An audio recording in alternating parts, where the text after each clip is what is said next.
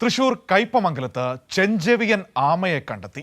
കയ്പമംഗലം കാളമുറി സ്വദേശി സനിലിനാണ് വഴിയിൽ നിന്നും അപൂർവ ഇനം ആമയെ കിട്ടിയത്. ആമയ്ക്ക് പ്രത്യേകതയുണ്ടെന്ന് തോന്നി കൂടുതൽ അന്വേഷിച്ചപ്പോഴാണ് ചെഞ്ചെവിയൻ ആമയാണെന്ന് വ്യക്തമായത്. ആമയെ പിന്നീട് വനം വകുപ്പിന് കൈമാറി.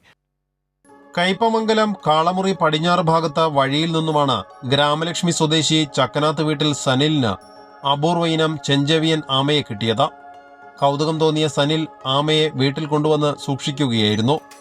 സനിലിന് കിട്ടിയ ആമയ്ക്ക് 4 കിലോഗ്രാമോളം തൂക്കമുണ്ട്.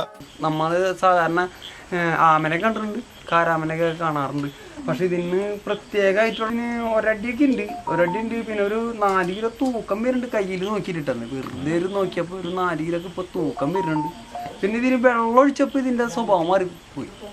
വെള്ളം ഇല്ലാണ്ടായപ്പോൾ ഇയാളെ എനക്കൊന്നുണ്ടായിരുന്നില്ല. തല പുറത്തേക്ക് വരുമ്പോൾ ചെവിയുടെ ഭാഗം ചുവന്നിരിക്കുന്നത് കൊണ്ടാണ് ഇത്തരം ആമകളെ ചെഞ്ചെവിയൻ ആമ എന്ന് വിളിക്കുന്നത്. ആമയുടെ വലുപ്പത്തിലും കൈകാലുകളുടെ നിറത്തിനും സാധാരണ ആമയേക്കാൾ വ്യത്യാസവുമുണ്ട്.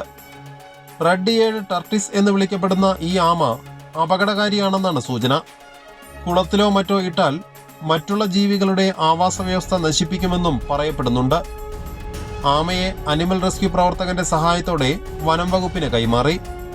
1 വർഷം മുൻപ് കാളമുറി പടിഞ്ഞാറ് ഭാഗത്തു നിന്നും ഇത്തരത്തിൽ ഒരു ചെഞ്ചെവിയൻ ആമയെ കണ്ടെത്തിയിരുന്നു. കൈരളി ന്യൂസ്, തൃശൂർ.